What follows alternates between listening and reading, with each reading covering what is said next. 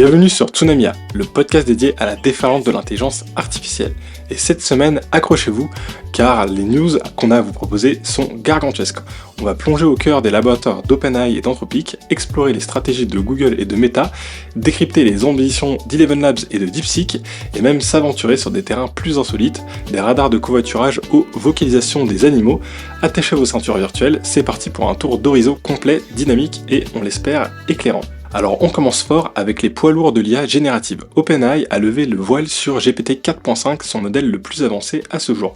Imaginez un cerveau numérique XXL, gavé de données et de puissance de calcul, c'est ça GPT 4.5. Pour l'instant, seuls les abonnés pro à $200 par mois peuvent le tester, mais OpenAI promet une expérience utilisateur révolutionnaire. Moins d'hallucinations, une compréhension plus fine de nos demandes, une capacité à générer des textes et du code de qualité supérieure, bref, un assistant virtuel qui se rapproche de plus en plus de l'idéal. Mais attention, ce géant a un coût, OpenAI facture l'accès à son API à prix d'or, soulignant les enjeux économiques considérables de cette technologie. Donc pour vous donner une idée, l'accès API de ce modèle 4.5, il est globalement environ 50 fois plus cher que d'autres modèles qui sont un petit peu utilisés généralement. Donc voilà, il y a vraiment un coût bien plus élevé. Et autre chose, si vous allez tester ce modèle-là, donc moi j'ai pu le tester un petit peu avec la version Pro, honnêtement, c'est pas bluffant, on voit pas non plus un changement majeur, même si OpenAI annonce que le modèle est censé être meilleur. Et sur les benchmarks, c'est la même chose, il n'est pas ultra impressionnant. Bon, a priori, par contre, une des choses qu'il est capable de faire un peu mieux, c'est la gestion des émotions. Il est a priori capable de mieux comprendre les émotions, donc on verra aussi un petit peu comment ça s'intégrera avec son aspect multimodalité, mais en tout cas, pour l'instant, sur ses retours texte, il est loin d'être impressionnant. Il y a quand même une petite anecdote que OpenAI nous a donnée, a priori, il est assez bon pour manipuler d'autres IA, donc il a réussi à convaincre par exemple son prédécesseur GPT-4o à lui remettre, de lui faire des dons en fait, tout simplement en argent. Donc sur certains thèmes, par exemple, il sera peut-être un petit peu meilleur que voilà GPT-4o, mais je vous préviens tout de suite, le modèle GPT 4.5 pour l'instant, il est loin d'être très impressionnant et il est loin de nous mettre une claque. Et toujours du côté de OpenAI, il n'y a pas uniquement eu l'annonce de ce nouveau modèle 4.5, l'entreprise elle a aussi investi dans l'avenir avec NextGen AI, c'est un consortium de recherche doté de 50 millions de dollars. L'objectif, soutenir la recherche universitaire en IA et former la prochaine génération de chercheurs. Harvard, Oxford, le MIT, les plus prestigieuses universités du monde sont partenaires de ce projet ambitieux, une initiative louable qui témoigne de la volonté d'OpenAI de jouer un rôle moteur dans l'écosystème de l'IA, et puis peut-être de redonner un petit peu, parce qu'il faut pas oublier qu'à la base OpenAI, ils étaient censés être ouverts, et qu'au final, tout ce qu'ils proposent en termes de modèle d'IA, pour l'instant, c'est du close code, donc c'est du fermé. Et enfin, dernière actualité sur OpenAI, on a Sora, le générateur de vidéos d'OpenAI, qui débarque enfin en Europe, donc ça y est, si vous voulez générer des vidéos, vous allez pouvoir le faire sans avoir à utiliser votre VPN. Alors encore une fois, il faut avoir un compte ChatGPT Plus pour pouvoir générer des vidéos, mais voilà, allez y faire un tour, vous verrez que le modèle reste quand même très impressionnant, et en plus de ça, il est quand même assez facile d'utilisation, contrairement à certains autres modèles de génération de vidéos, mais voilà, je vous laisse directement aller le tester pour vous faire une idée. Et quelques jours avant l'annonce de ChatGPT 4.5, on a eu l'annonce du dernier modèle d'Anthropic, l'un de leurs concurrents, avec le modèle 3.7 Sonnet. Ce modèle mise sur le raisonnement hybride, une approche qui combine la rapidité de l'IA classique avec la profondeur de réflexion des modèles plus lents. Résultat, une IA capable de répondre instantanément à des questions simples et de résoudre des problèmes complexes en prenant le temps de la réflexion. Le plus beau, Claude 3.7 est disponible gratuitement en mode standard, une stratégie qui vise à séduire le grand public et à concurrencer directement OpenAI. Et pour financer ses ambitions, Anthropic a levé la somme astronomique de 3,5 milliards de dollars, valorisant l'entreprise à 61,5 milliards. Un record qui témoigne l'engouement des investisseurs dans l'intelligence artificielle générative. Avec cet argent frais, Anthropic compte accélérer le développement de ses systèmes d'IA, renforcer ses capacités de calcul et s'étendre à l'international. La bataille pour la suprématie dans le monde de l'IA ne fait que commencer. Et juste petit aparté sur le fait que ce modèle puisse justement faire à la fois de la réflexion rapide et de la réflexion lente, on sait déjà que c'est le projet pour OpenAI avec le futur modèle GPT-5 qui aura justement cet objectif de à la fois combiner des modèles plus lents comme O1, O3 ou DeepSeek R1 qui sont des modèles qui sont capables de faire des réponses plus réfléchies et à la fois faire des réponses plus rapides quand la question est assez simple. Donc on attend avec impatience de voir ce genre de modèle, hein. Je pense que c'est un petit peu l'idéal pour l'utilisateur, puisque là il n'y a plus à aller se batailler, à aller trouver quel est le bon modèle en fonction de ce qu'on lui demande. C'est directement l'intelligence artificielle qui va interpréter notre demande et faire une réponse plus ou moins longue en fonction de la complexité de la demande qu'on lui aura donnée. Du côté de Google, le géant de la recherche en ligne ne veut pas se laisser distancer. L'entreprise ouvre au public son modèle Gemini 2.0, accessible directement via son application mobile, mais ce n'est pas tout, Google mise sur une stratégie d'intégration de l'IA dans ses services existants. Deep Research, un assistant de recherche approfondi, Career Dreamer, un outil d'orientation, un assistant de codage gratuit et même une fonctionnalité pour créer des vidéos YouTube Shorts. Google veut que l'IA soit partout pour tous et tout le temps, une approche qui pourrait bien faire la différence à long terme. Et je vous conseille d'aller refaire quand même un petit tour du côté de Gemini, puisque petit à petit, Google il commence à sortir des modèles de plus en plus pertinents. Donc comme d'habitude, je vous conseille d'aller faire un tour sur le Google AI Studio, qui est le portail qui vous permet de choisir exactement le modèle que vous voulez pour directement faire des demandes à Gemini. Il a l'avantage du coup de permettre un contrôle un petit peu plus fin que l'interface de base de Gemini. Et puis parfois, on a des décalages entre les versions qui sont disponibles sur le Google AI Studio et les versions que nous on peut utiliser, surtout sur les versions auxquelles on a accès en Europe.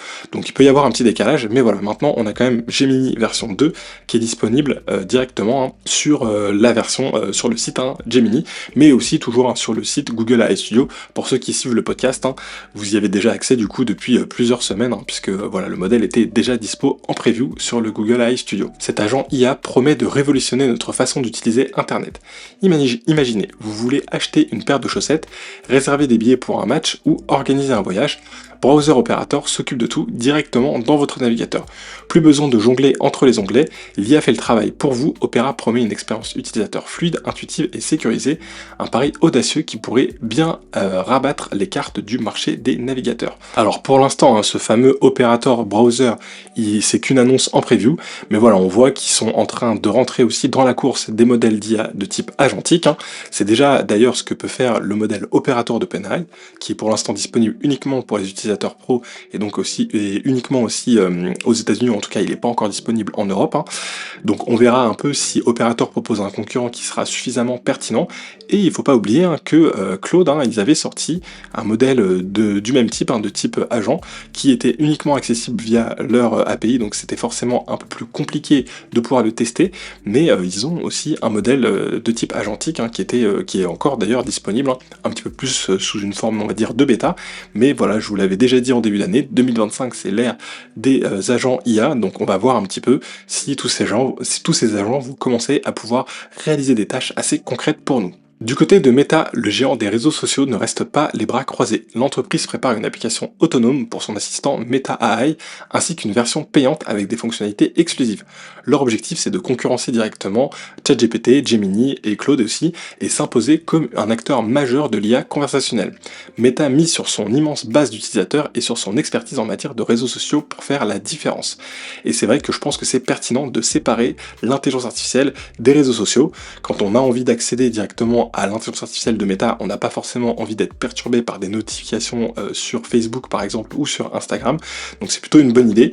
Et c'est aussi ce qui avait été fait par XAI avec le modèle Grok, qui maintenant est disponible séparément du site Twitter, enfin de maintenant le site X, puisque voilà, c'était un petit peu plus simple je pense, et si on a uniquement envie de se servir de l'intelligence artificielle, au moins on aura une application qui sera dédiée. Ensuite on a Eleven Labs, la startup spécialisée dans la génération audio qui surprend son monde en lançant Scribe, un modèle de speech to text.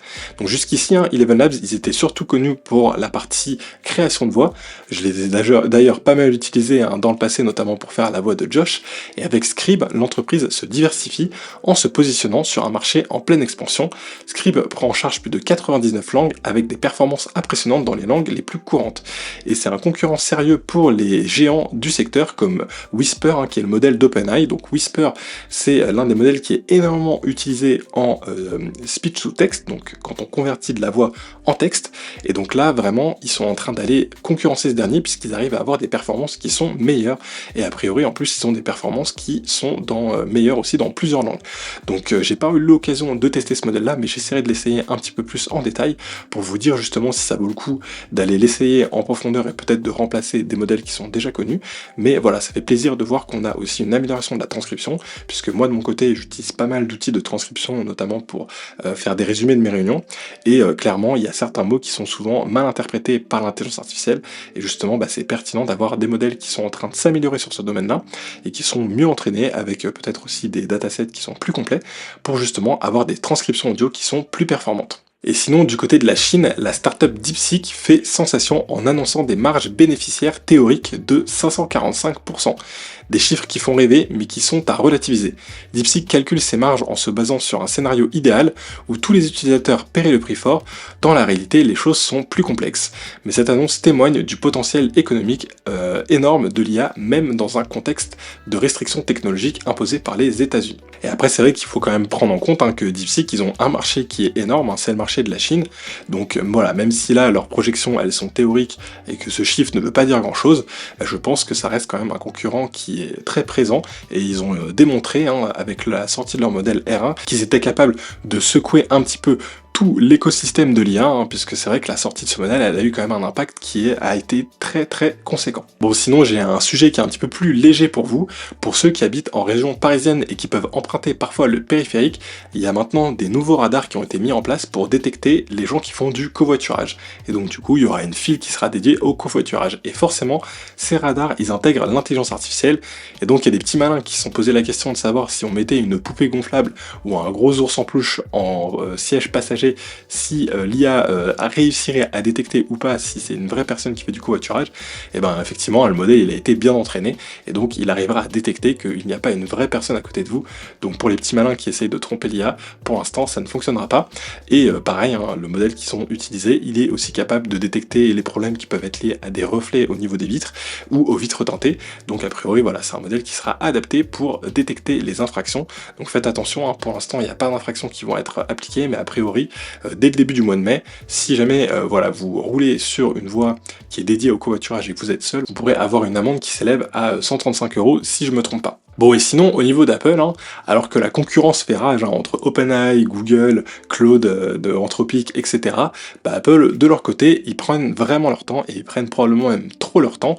On a une rumeur qui serait donnée par Bloomberg, qui nous dit que la vraie version du Siri capable de faire des vraies choses, d'avoir des vraies conversations, a priori, elle ne verrait pas le jour avant 2027 au mieux.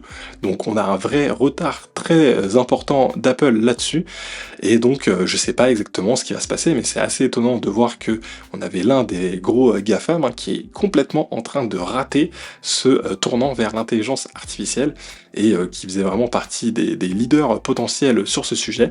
Au final là ils ont vraiment pris beaucoup trop de retard, donc on verra aussi si l'intégration qu'ils sont en train de faire avec ChatGPT finira par bien fonctionner. Mais bon, pour l'instant on va être honnête, Apple Intelligence c'est vraiment juste gadget, et c'est très très très loin de faire le boulot. Sinon, côté international, on a TSMC, le géant taïwanais des semi-conducteurs, qui annonce un investissement massif aux États-Unis. Plusieurs usines ultra-modernes vont être construites en Arizona pour un montant total de plusieurs dizaines de milliards de dollars. Un investissement stratégique qui vise à réduire la dépendance de TSMC à Taïwan, une île sous la menace constante de la Chine. Cette délocalisation partielle de la production de semi-conducteurs pourrait avoir des conséquences géopolitiques majeures, puisque c'est vrai que Taïwan se base sur ce qu'on appelle le Silicon Shield, c'est-à-dire que le fait que si demain il y a une attaque potentielle de la Chine sur Taïwan, il y a un véritable risque d'arrêter toute la production de microprocesseurs, et toute la planète entre guillemets dépend de ces microprocesseurs. On voit que la Chine a quand même eu un véritable impact suite par exemple aux règles d'embargo sur l'exportation des processeurs de dernière génération de Nvidia. Ça a eu un véritable impact, mais en même temps ça a permis aussi l'arrivée de modèles comme DeepSeek, qui sont du coup plus ingénieux parce qu'ils ont aussi accès à moins de puissance de calcul. Mais voilà, ça reste un vrai sujet, et donc là TSMC a décidé d'investir aux États-Unis pour justement être peut-être moins localisé sur uniquement la production à Taïwan. Bon, et du côté de la recherche en IA, on a vu passer des avancées aussi fascinantes qu'insolites ces 2 dernières semaines. Donc d'abord, il y a une étude digne du docteur Dolittle, et si une IA pouvait décrypter les émotions des animaux. Une équipe de l'université de Copenhague a réussi à entraîner un modèle de machine learning à distinguer les émotions positives et négatives chez 7 espèces d'animaux différents, dont les vaches, les cochons, les sangliers, simplement en analysant leur vocalisation. En clair, l'IA, elle écoute les mugissements, grognements et autres cris et peut déterminer avec près de 89% de précision si l'animal est plutôt content ou stressé. C'est la première fois qu'on démontre une telle traduction universelle des émotions animales à travers plusieurs espèces. Les chercheurs expliquent que certains patrons acoustiques sont liés aux émotions et seraient communs à ces animaux. Par exemple, l'énergie du cri, sa durée, la modulation, etc. donnent des indices fiables sur l'état émotionnel. Donc les implications, elles sont énormes.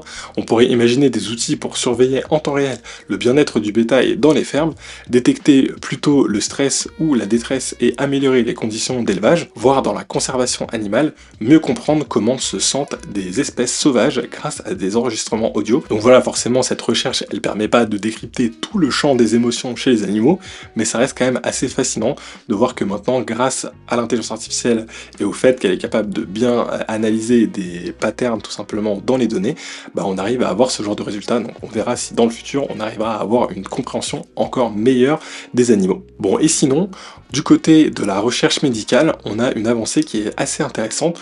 On va essayer de comprendre un petit peu mieux justement l'aspect boîte noire qu'il peut y avoir sur certains modèles d'IA, et en particulier sur les modèles d'IA liés à la radiologie.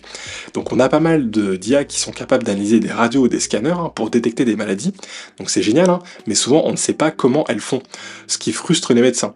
Eh bien l'équipe de l'université de l'Arkansas a développé une approche nommée ITP Control-AI qui apprend à une IA à lire une radiographie comme le ferait un radiologue humain. Concrètement, ils ont enregistré le mouvement des yeux de vrais radiologues lorsqu'ils examinent des radios du thorax.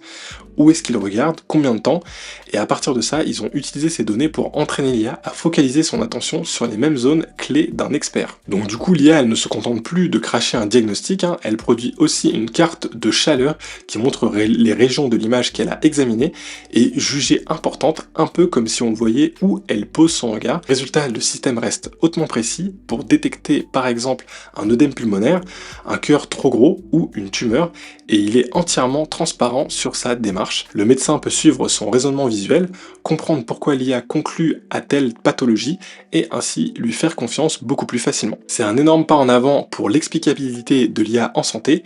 Comme le souligne l'étude, un système transparent permet non seulement d'améliorer les performances en le corrigeant plus finement, mais aussi d'engager la responsabilité.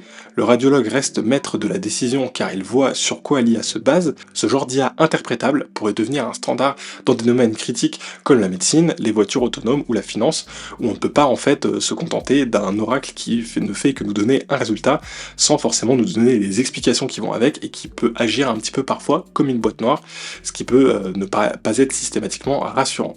Et pour finir, un petit détour aux États-Unis avec le Los Angeles Times qui a fait dialoguer un humain et une IA dans ses colonnes. Le journal a publié un éditorial signé par des réalisateurs de documentaires qui mettaient en garde contre les dangers de l'IA générative dans le cinéma, notamment avec la possibilité de fabriquer des fausses images d'archives qui seraient très difficiles à discerner de la vérité. Et sous cet article, ils ont fait une réponse qui a été générée par leur nouveau modèle qui est baptisé Insight, et ce nouveau modèle, il a justement estimé s'il trouvait que l'article était plus ou moins politisé, donc il a estimé que l'article était plutôt à tendance centre-gauche, et ensuite derrière il a développé d'autres arguments avec 4 visions, et notamment une vision qui avait plutôt tendance à défendre l'IA.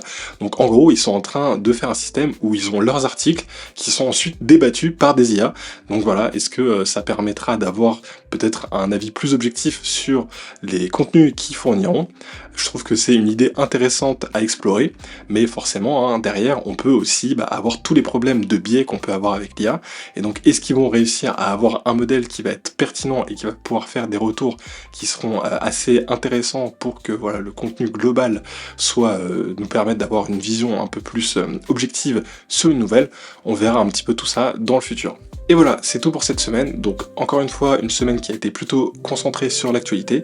J'ai pas eu le temps de vous préparer un sujet de fond, mais j'essaierai de vous trouver quelque chose d'intéressant pour la semaine prochaine. Donc comme d'habitude, n'hésitez pas à me laisser un petit commentaire. Si vous êtes sur les applications de podcast, à laisser une évaluation 5 étoiles. Si vous êtes sur YouTube, à laisser un petit pouce. Et voilà, si vous avez des idées de sujets que vous voulez que j'aborde, n'hésitez pas à me faire un retour et j'en parlerai dans les prochains épisodes. Allez, d'ici là, prenez soin de vous et je vous dis à la semaine prochaine. Ciao!